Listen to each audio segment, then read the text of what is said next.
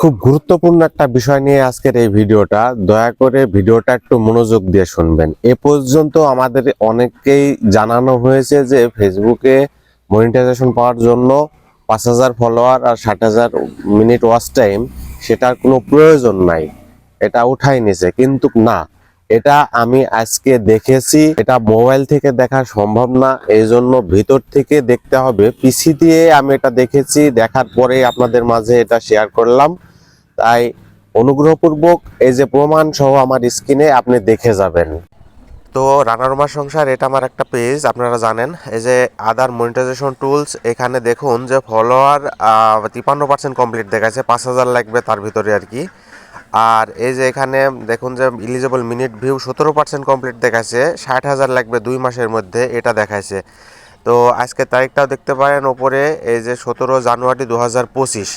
তো daily upgrade হয়। আর যারা ভাবি আছেন যে এগুলোর প্রয়োজন নাই, তারা অবশ্যই ভিডিওতে মনোযোগ দেন আর এগুলো পূরণ করার চেষ্টা করুন। তাই লেগে থাকুন, ইনশাআল্লাহ ধৈর্য ধরে অবশ্যই সফলতা আসবেই আসবে। আর যদি ভিডিওটা ভালো লাগে অবশ্যই আপনার পরিচিত মানুষদেরকে দেখার ব্যবস্থা করে দিবেন। অবশ্যই পাশে থাকবেন, ইনশাআল্লাহ পাশে আছি।